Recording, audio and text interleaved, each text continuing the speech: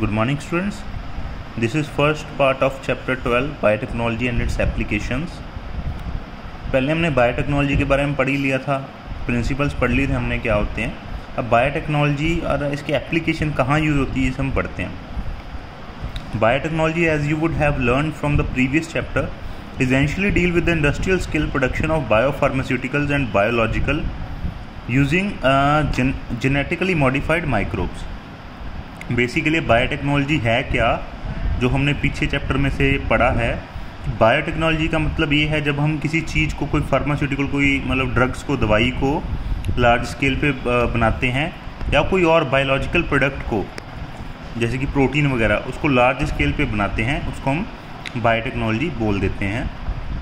किसका यूज़ करके? Microbes, fungi, plant या एनिमल्स का यूज़ करके. ओके, जेनेटिकली उनको मॉडिफाइड करके. The application of biotechnology include therapeutics, diagnostic, genetically modified crop for agriculture, processed food, bio remediation, waste treatment and energy production. 3 critical research area of biotechnology are. तो biotechnology के use क्या, कुछ applications कहाँ use होती हैं? ये बहुत जगह यूज़ होती है. थेरापेटिक्स मतलब दवाइयाँ बनाने में, या फिर कोई थेरेपी देने में, है ना. कोई बीमारी है उसको ठीक करने में, कोई डायग्नोस्टिक प्रॉब्लम है कोई डायग्नोस करने में, जेनेटिकली मॉडिफाइड क्रॉप्स बनाने में ताकि हम बढ़िया एग्रीकल्चर कर सकें, ज़्यादा फूड प्रोडक्शन कर सकें, प्रोसेस्ड फूड बना सकें, बायो रिमेडिएशन मतलब कोई नई चीज़ें बना सकें हम, वाटर ट्रीटमेंट कर सकें, एनर्जी प्रोडक्शन कर सकें. तो ये सारी चीज़ें हैं बायोटेक्नोलॉजी के अंदर. 3 क्रिटिकल रिसर्च एरिया कौन से हैं? Providing the best catalyst in the form of improved organism, usually microbe और प्योर एंजाइम. सबसे इसका पहला जो रिसर्च एरिया है आज के टाइम में वो क्या है कि हम बायोटेक्नोलॉजी की हेल्प से किस तरीके से इम्प्रूव्ड ऑर्गेनिज्म बनाएं, बढ़िया ऑर्गेनिज्म बनाएं, जो कि माइक्रोब भी हो सकता है या फिर कोई प्योर एंजाइम भी हो सकता है.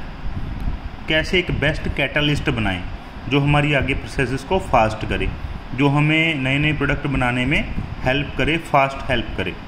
Creating optimal condition through engineering for a catalyst to act. अब कैटलिस्ट तो हमने बना लिया, अब उसको एक ऑप्टिमल कंडीशन भी चाहिए होती है. ऐसे नहीं कि किसी भी कंडीशन में वो काम करेगा. किस कंडीशन में वो बेस्ट काम करता है, उसके लिए वो ऑप्टिमल कंडीशन हम बनाते हैं.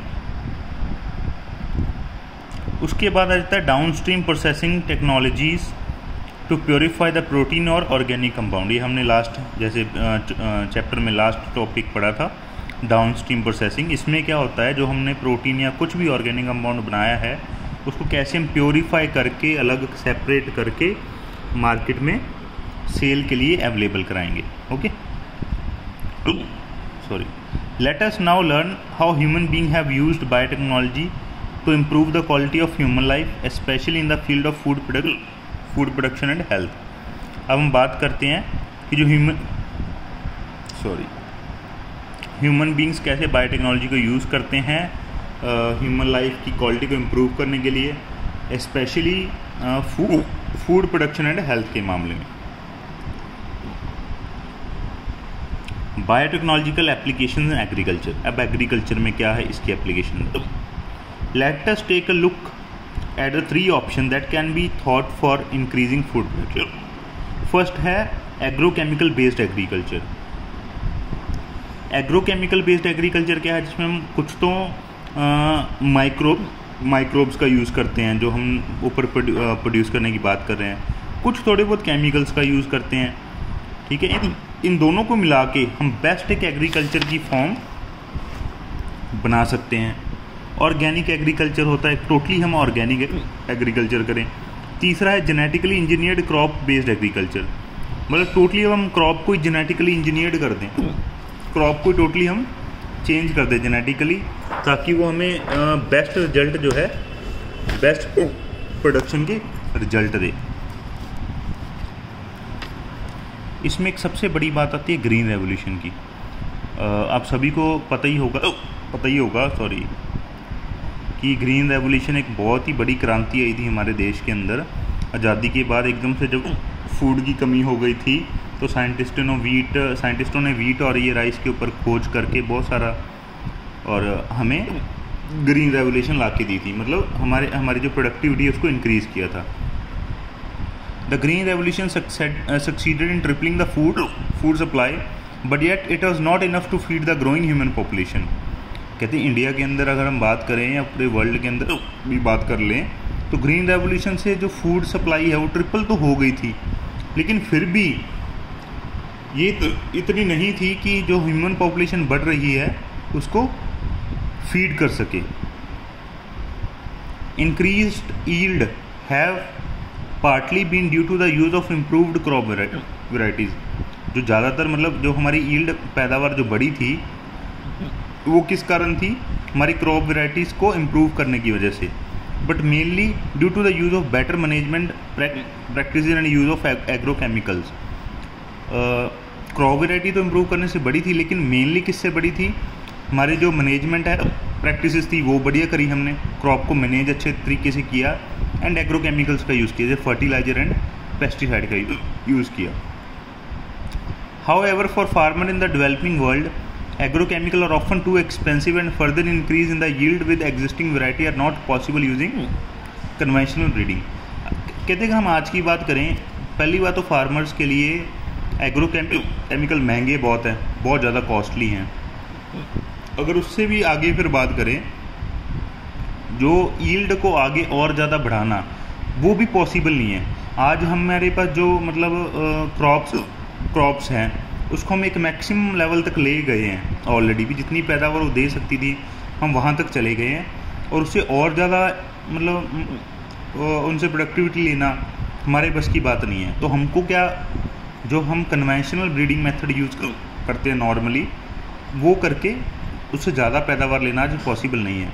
इसीलिए हमें एक अल्टरनेट पाथ की ज़रूरत है जिसकी वजह से हम और ज़्यादा प्रोडक्शन कर सकें। वो आ जाता है जेनेटिक्स के अंदर, ठीक है। Is there a way to minimise the use of fertiliser and chemical so that their harmful effect on the environment are reduced. क्या कोई ऐसा तरीका है कि आप केमिकल फर्टिलाइजर को छोड़ के या इनका यूज़ कम करके जो केमिकल और फर्टिलाइजर का एनवायरनमेंट पे इफेक्ट है उसको कम कर सकते हो? यस, बिल्कुल है। Use of genetically modified crop is a possible solution. Modified crops को यूज़ करना ये एक बहुत ही बड़ा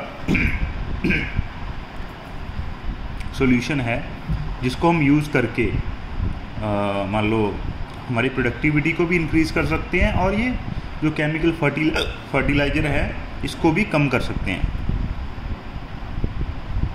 plant, bacteria, fungi, animal whose genes have been altered by manipulation are called genetically modified organism. अब जीएमओ क्या होते हैं? जेनेटिकली मॉडिफाइड ऑर्गेनिजम्स क्या होते हैं? प्लांट है, कोई भी बैक्टीरिया है, फंजाई है, एनिमल है, जिसके जीन्स जो हैं उनको हमने अल्टर कर दिया। अल्टर मतलब चेंज कर दिया अपने फ़ायदे के लिए, और उनको बेटर वैरायटी में कन्वर्ट कर दिया। उसको हम बोलते हैं genetically modified organism. Genetically modified plants have been useful in many ways. Genetically जो मॉडिफाइड प्लांट है उसके काफ़ी फ़ायदे हैं, उसको देखते हैं क्या क्या फ़ायदे हैं। Made crop more tolerant to abiotic stress. जो अबायोटिक स्ट्रेस है मतलब नॉन लिविंग स्ट्रेस है, जैसे कि कोल्ड, ड्रॉट, सॉल्ट, हीट, हम अपनी क्रॉप को इन सब चीज़ों से वो कर सकते हैं, बचा सकते हैं। हमारी क्रॉप है जो खुद को ही बचाएगी, मतलब हमने क्रॉप के जीन्स के अंदर चेंज कर दिया कि वो इन सब चीज़ों से फाइट कर सकती है, ठीक है, ज़्यादा लंबे समय तक। Reduce reliance on chemical pesticide. हमने पेस्ट रेजिस्टेंट क्रॉप बना ली, क्रॉप के अंदर ही कुछ ऐसे जीन्स डाल दिए कि उसके ऊपर पेस्ट अटैक ही नहीं कर सकेगा, या पेस्ट अटैक करेगा तो डाई हो जाएगा, मतलब हमें केमिकल पेस्टिसाइड की ज़रूरत कम पड़ेगी। Help to reduce post harvest losses. Post harvest losses जो बहुत हो जाते हैं किसान के, मतलब हार्वेस्ट फसल काटने के बाद उसके बाद बहुत सारा लॉस हो जाता है फसल में से, दाने नीचे गिर जाते हैं, उसके बाद उसको भी मतलब पेस्ट लग जाते हैं, ख़राब हो जाता है। मतलब 20-30% तो मामूली सी बात, इतनी तो फसल ख़राब हो जाती है आराम से अगर उसको प्रॉपर केयर ना हो। लेकिन हमने क्या किया, जेनेटिकली मॉडिफाई कर लिया प्लांट्स को, और हमारे पोस्ट हार्वेस्ट लॉसेस भी कम हो गए। Increased efficiency of mineral uses by plant. Plant जो होते हैं अब कई बार मिनरल यूज़ नहीं करते, या तो यूज़ नहीं करते या एकदम से बहुत ज़्यादा हमारी मिट्टी में से मिनरल्स को एकदम से यूज़ कर लेते हैं। उससे क्या होता है, जो हमारी मिट्टी है उसकी फर्टिलिटी जो है जल्दी ख़त्म हो जाती है। लेकिन अगर प्लांट्स सही तरीके से मिनरल को यूज़ करेंगे तो फर्टिलिटी लंबे टाइम तक चलेगी। ये भी हमने जेनेटिकली मॉडिफिकेशन से किया है। Enhanced nutritional value of food, example vitamin A enrich rice. Food की जो क्वालिटी है वो भी हमने इंक्रीज़ की है जेनेटिक मॉडिफिकेशन से। जैसे कि हम राइस की बात करें तो उसकी हमने ऐसी वैरायटी बनाई है जिसके अंदर विटामिन ए बहुत ज़्यादा मात्रा में, जो हमारे लिए बहुत ज़्यादा हेल्पफुल है, हमारे आइज़ के लिए, हमारे अदर ऑर्गन्स के लिए बहुत ज़्यादा इफेक्टिव होता है, हेल्पफुल होता है। ठीक है, सॉरी यार थोड़ी हिचकी लगी मुझे। तो ये था हमारा आज का टॉपिक, ग्रीन रेवोल्यूशन हो गया और एप्लीकेशंस हो गई, बायोटेक्नोलॉजी कहाँ यूज़ होता है, ये सब आपने अच्छे से कर लेना है ताकि फिर हम कल को आगे कल पढ़ेंगे। और थैंक यू।